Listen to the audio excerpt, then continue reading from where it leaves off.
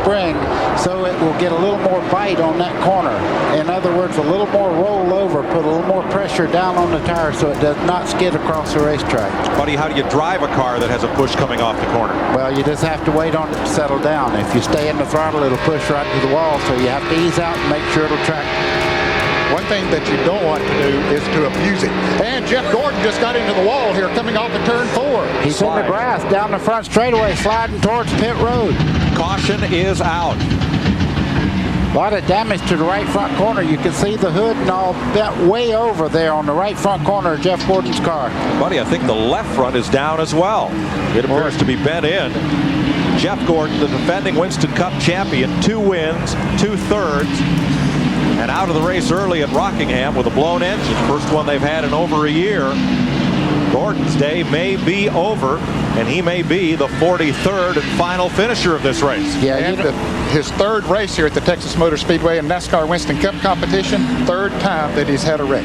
His best finish here, 30th. He was not running at the conclusion of either race in 97 or 98.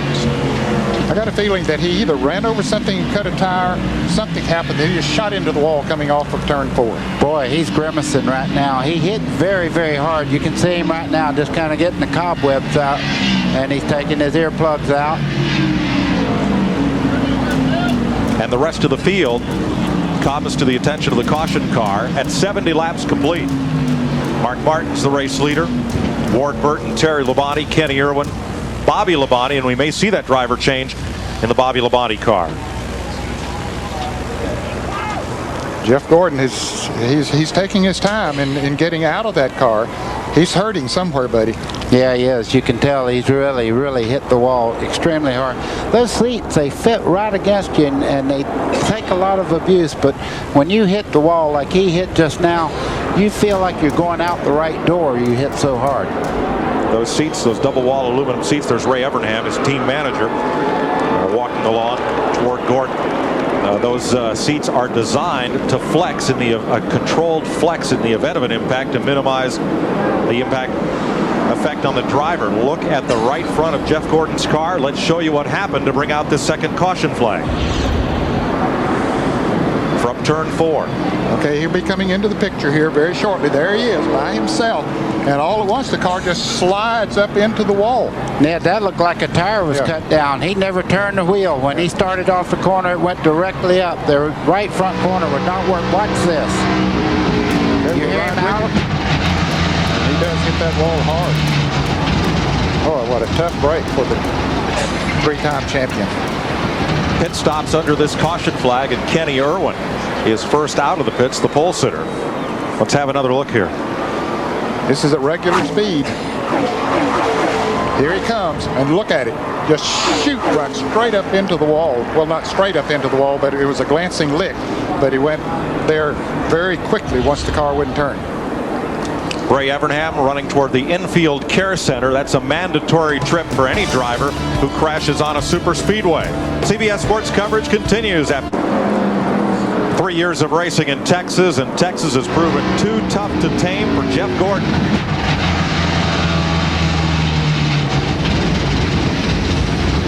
He has yet to finish one of these 500 milers 2 years ago.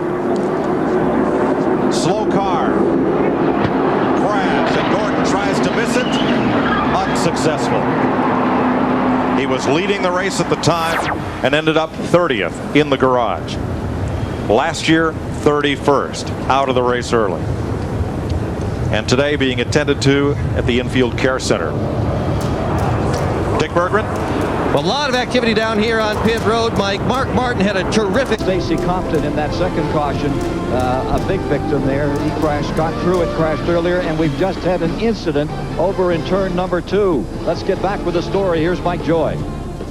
Big crash up in turn 2, and there is one of the cars involved. Jeff Gordon again has been snake bit here in Texas. You see the damage to the hood and the left side of his Rick Hendricks Chevrolet, and there are other cars involved. Mike, you're right, and a car has been on top of that car. You can see the hood there mashed straight down where a car has been on top of the hood. Bill Elliott was definitely involved. He did get his car going and is going around the racetrack now trying to catch up to see that debris on the racetrack. one car, light blue car, got up into the wall pretty hard. That could have been Jerry Nadeau. Let's have a look. Blaney loose, everybody checks up, and it's Nadeau who goes around off Gordon's bumper. Right behind Gordon was, and there's Bill Elliott. He's the one, Betty, that got up on top of Gordon. Right on top. They're going down through there on 2 wheels. As a matter of fact, Bill Elliott very lucky not to get upside down. Here it is again. They were running so close coming off of turn 2. See Chad Little in the green car getting slowed down. From Johnny Benson.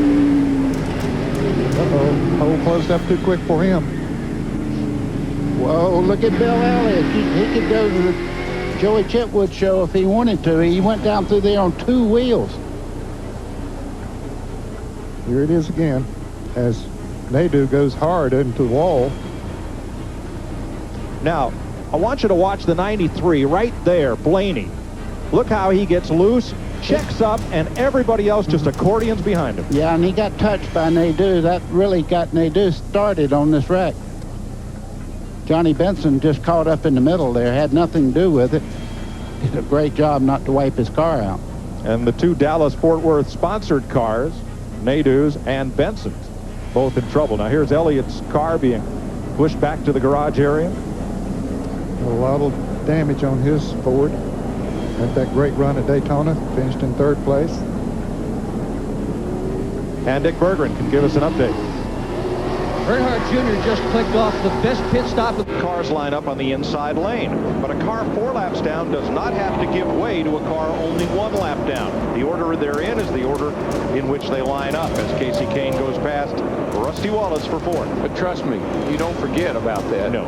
When you go down the road somewhere. Right. You can let a 1 lap down car go around you, but you're not obligated to. But once you let one go by you, you have to you supposedly let them all go by you. Now that Casey Kane in the 9 car has cleared Rusty Wallace, we're going to watch our scoring monitor see now that he's in clear traffic if he indeed will be quicker than Jeff Gordon. He was a little slower, but he had to go around Rusty Wallace. Now he's having to deal with the lap car, 10 car of Scott Riggs. But will he have enough time with 28 laps to go? He's coming in a hurry, buddy. I'm telling you. That car has just been awesome. I don't think I've seen a car that dominant this year. He is 0.3 of a second faster than race leader Jeff Gordon. Maybe not in the last couple of years, come to think of it. Might be something with the motor there. Just baby it all you can. Yeah, Gordon's off the pace. And you just heard him say maybe something in the motor. Just try to baby this thing home. Elliott Sadler just takes the lead. What's wrong, Matt Yoakum? He came on the radio and told Robbie Loomis in the 24 team something is coming apart in the motor. You can see him get to the inside. The leaders pass by. Tough break for Gordon, trying to score his first top 5 this season. Possible battery, he says. Possible battery, Larry Mack. Boy, we are hearing a lot of possible battery problems, alternator problems here today. This will be the 3rd one. Last time I heard all this going on with batteries, everybody was trying the new, dry cell batteries and trying some stuff with batteries and alternators, trying to pick up a little more power. May have bitten them today. Now he looks like he has picked the pace back up, but as we watch Casey Kane in this 9 car, look at there, he's chopped about 3/4 of a second off Elliott Sadler's lead in about the last 2 or 3 laps. He is coming. That gap is going to drop faster than the thermometer at sundown here in Texas.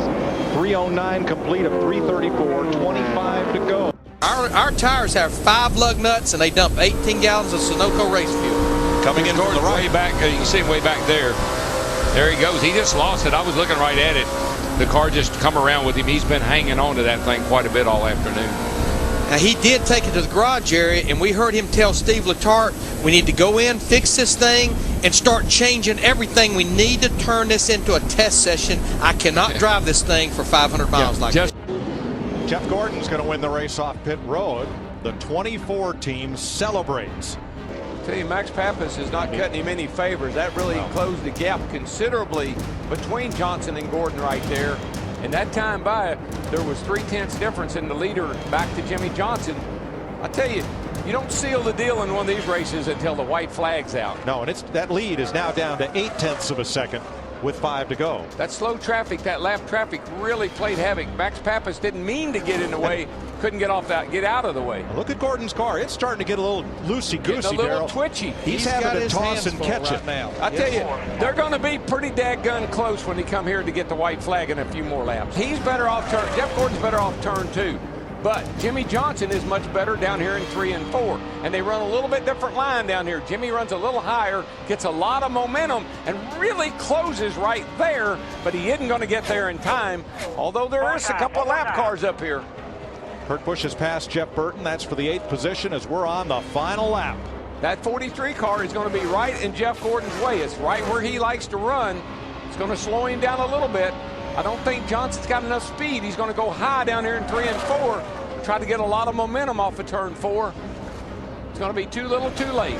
But he packed her down into turn 3 and 4. But like you say, it's just not going to be enough. 17 tries at Texas. 17 is the lucky number for Jeff Gordon. He finally wins in Texas.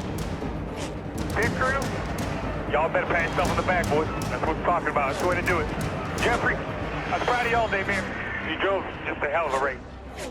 Yes, he did. Behind us, he don't make it easy, does he? Where'd he come from? You beat them boys in a place like this. You've done it.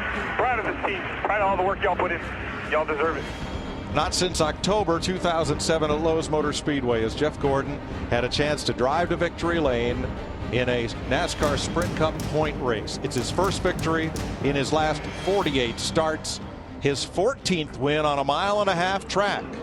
That race was partially won right there on pit road. That's his 10th win with crew chief Steve Letarte. I'm anxious to see what kind of burnouts the old boy can do because he hadn't done any for a while. No. In fact, didn't he kind of used to be anti-burnout? Yeah, he used to wouldn't do this. He thought it was he's been saving this one up for a long time. Hey, we got a little rivalry going on here today, boys. That 28, the 48 and Jimmy Johnson 24, Jeff Gordon, they are after each other. You wouldn't know they're teammates today, would you, Larry? No, but it looks like the 48's a little better getting in the corner.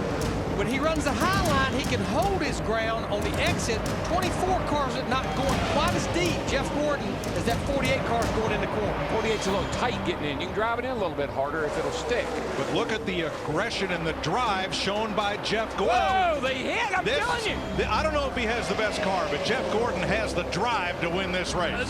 Remember they came by here a little bit ago pushing each other. That time they bounced off of each other. And you know what? I love it. I love Jeff Gordon showing his kind of aggression in that 24 car. Don't back down to nobody. Well, did you see that piece we did in the pre-race show yesterday where he was out playing with the military? I think he got a little bit of aggression going on. Now Jimmy Johnson's got a left front tire rub. That is trouble. Burton behind him, then Biffle. Earl, take a look for some tire smoke there. Kurt Busch and Hamlin. Hamlin's going to fall to Carl Edwards, then Kyle Busch. Jimmy Johnson cannot mess around with that left front tire rub. You see that Jeff got up under him, got him loose, and Jimmy Johnson tried to come back down into the side of the 48. I don't think it was intentional. And also on that restart, Kyle Busch and Paul Menard roughed up each other in turn number 2. Menard's dropped back. Interesting in-car audio from driver Jeff Gordon in the 24 car after contact with his teammate Jimmy Johnson. You talked about how badly he wants to win after getting shoved around the last 2 weeks. Even if they all took right, there are only a couple going to beat him. So these 4 tires are going to be what we need.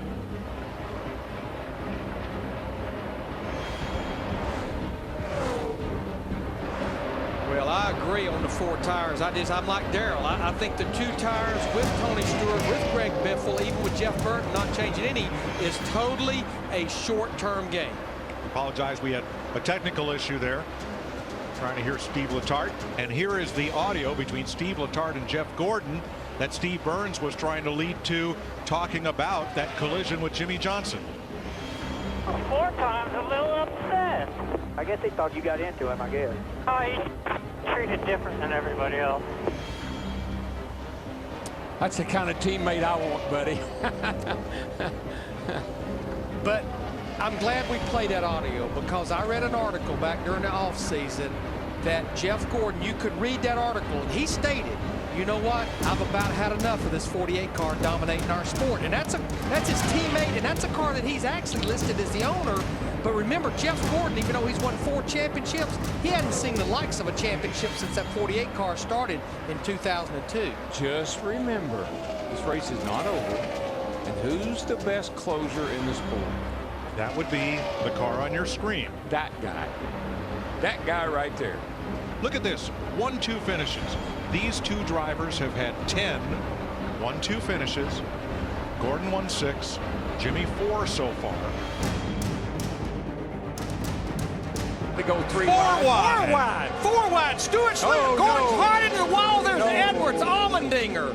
Oh no, what But Gordon and Stewart, and then cars trying to sweep by on the outside. Menard, Montoya, McMurray, Harvick, or rather Boyer, all get caught up in it. What a wadded up mess. And here comes Biffle on the bottom. bottom. We're going to go 3 wide. We're going to try to go 3 wide right here. You see Gordon forces his way by right there. Then Edwards got into the back of Stewart and got him into Gordon in the 24 car. Allmendinger, there's McMurray. And there they all go. Menard, Boyer. Logano. Boy, look at Ryan Newman. Ryan Newman, great job. Oh, Scott Speed. Just snuck through there. That's called bobbing and weaving. You see here, it gets so bottled up. Not a lot of room to work. Trying to go 3 wide right here. Here comes Carl with the run up on the outside. Carl in the 99 Edwards. I think Gordon touch Stewart just a little bit. Touch there, but then when he does, Edwards has got a hit into the back of the 14 to Tony Stewart. I don't think Gordon got into Stewart enough to move him. The contact from Edwards, though, I think what happened was Stewart broke a little momentum. Edwards had it in the 99, had that great run coming off 4, and they got together. Jeff Gordon led 124 laps today. He won't be there to lead the last one. And he's asking Tony, what the heck are you doing? What happened? And Tony's saying, calm down, calm down. Look at the replay.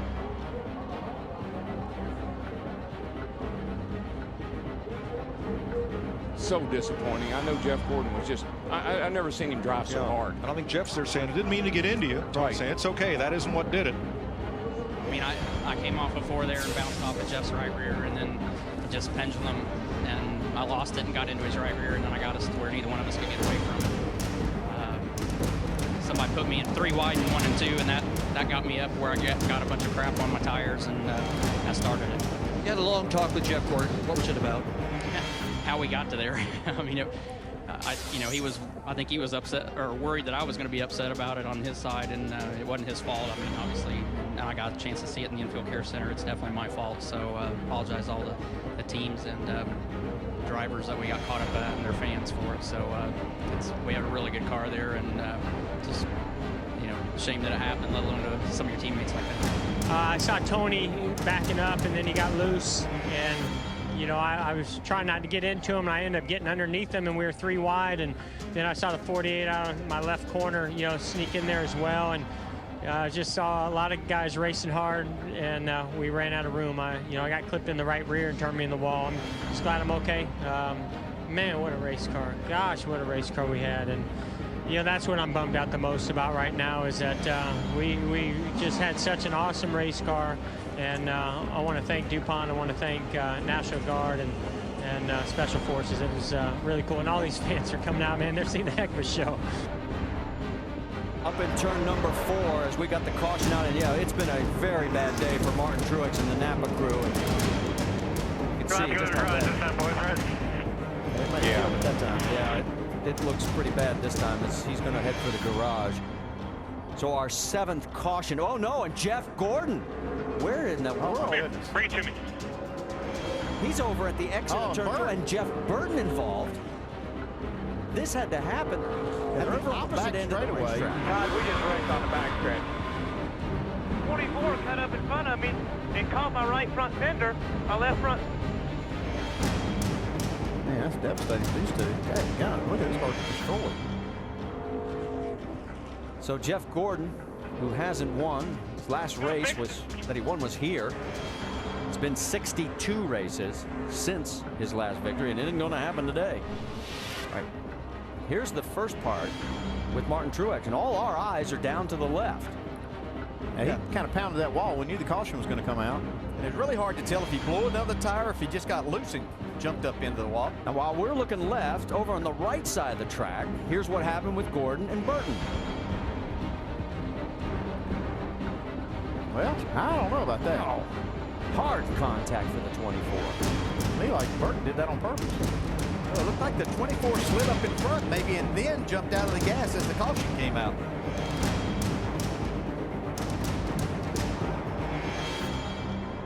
That's a pretty good lick, too. I don't know if maybe they made a little contact earlier. Jeff is out of the car and appears to be okay. Like I said, that could have been when that caution came out right at that time as he was making that pass. Jeff doesn't look very happy right here. They were running 18th and 19th at the time of this crash. So we have a multiple incident at both ends of the speedway for our 7th caution here at Texas. Jeff making his way. Well, there was an ambulance at Jeff's car. He's walking over to They're Jeff all mad Burton's. at us because the way we raced him in 3 and 4, and he pulled up beside us and just tried to fake like he was going to turn into us coming off turn 2, and that's what caused all that crap back there. Car's over and done with now. We'll just get her fixed and roll on. Yeah, it's not Jeff Gordon's not happy at all. And they're going to go talk it out here. Oh, and this is. Oh, we got a fight breaking out. Yeah, Jeff's not happy. Jeff Gordon's not happy with what happened there. Officials stepping in between, but this is far from over. I mean, there weren't even words exchanged. This was in your face. I saw that coming because there was an ambulance behind Jeff Gordon's car for him to get in. He walked over there to the other one that they had for Jeff Burton. They're fighting. Okay. Both of them now will make the mandatory ride to the infield care center. I don't know if I put them in the same ambulance. But this could be fun for the officials.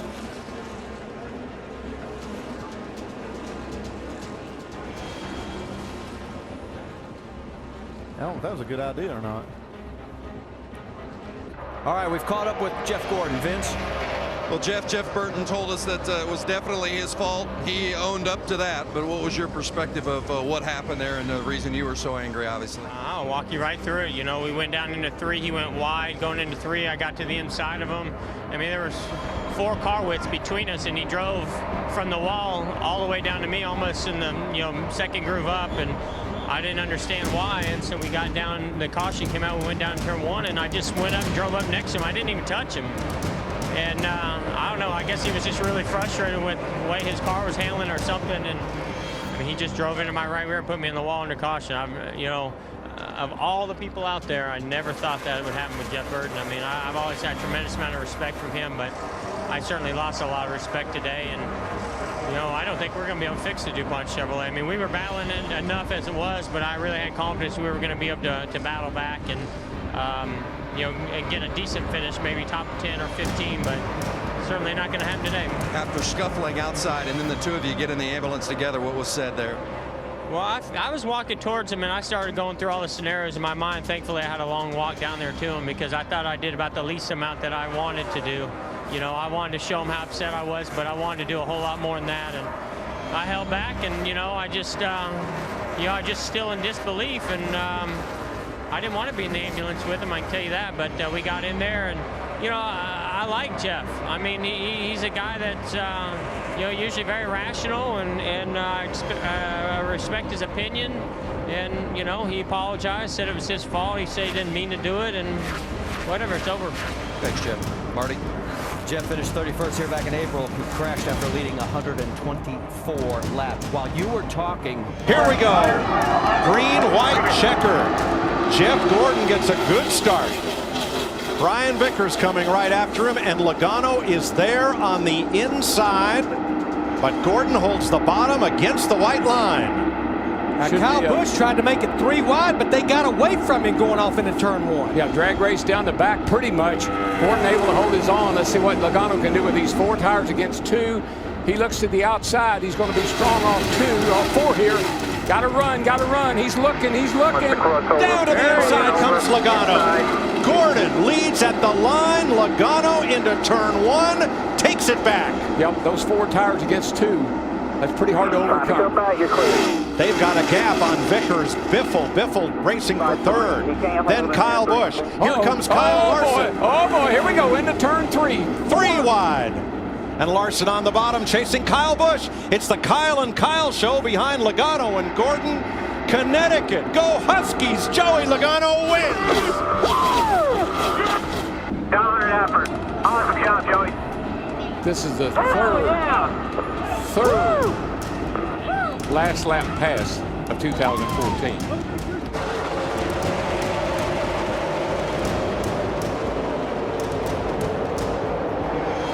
Contact Gordon and Keselowski.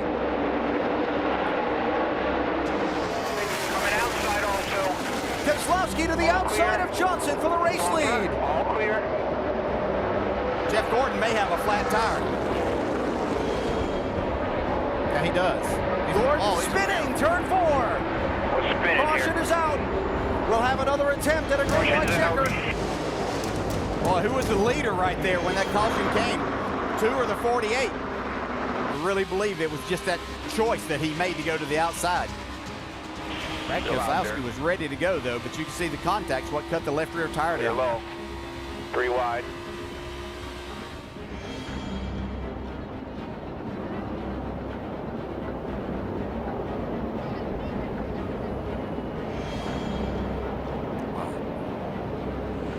Went to block you there when you went 3 wide. He came down.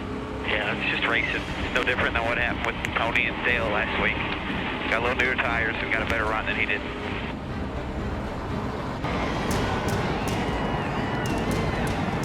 See Jeff Gordon probably not very happy with the car there, maybe. They have a talk with him. I believe he wants to have a conversation and have it right now.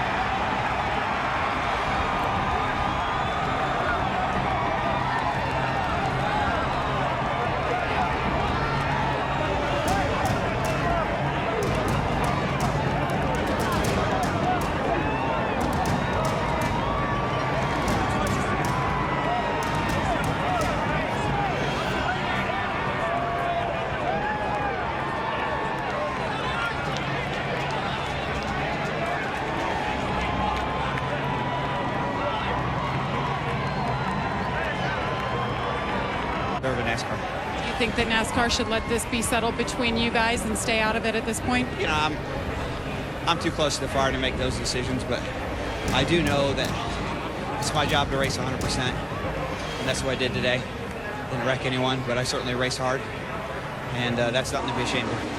Thanks, Brad, for your time. We'll try to catch up with Jeff Gordon, get his side. Let's go to Doc. Yeah, we are with Jeff down here, and Rick Hendrick coming up to give Jeff a hug and talk to his driver. He knows how disappointed Jeff is, given the fact that Jeff, take us through, first of all, take us through the final restart there in the contest. Yeah, you know, I mean, we were sitting there on a little bit older tires. Yeah, I spun the tires a little bit, but I got a pretty decent start. You know, and we went down into 1, and I just wanted to get the outside of the 48, and out of nowhere, I just got slammed with the 2, and it cut my left rear tire. And he's just a dip. The way he races, I don't know how he's ever won a championship, and I'm just sick and tired. I mean, that's why everybody's fighting him and running him down, and, you know, your emotions are high. That was a huge, huge race for us.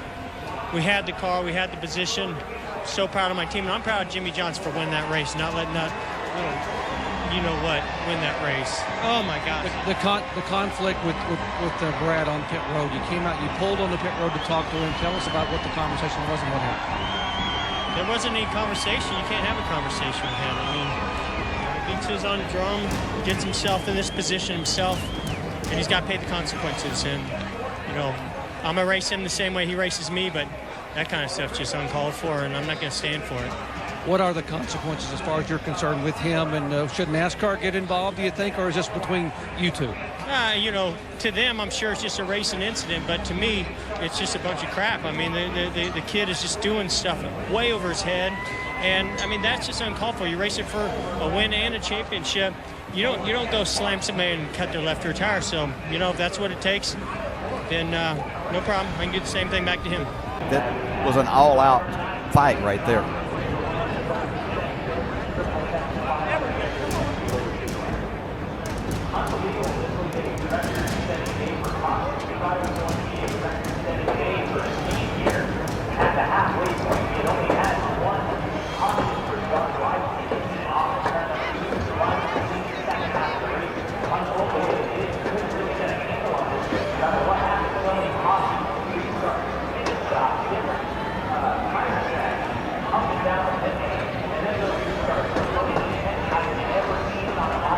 We all knew, and just as Jimmy was pointing out there, we all knew that with this format, that all of this was going to ramp up the pressures and everything that was going to take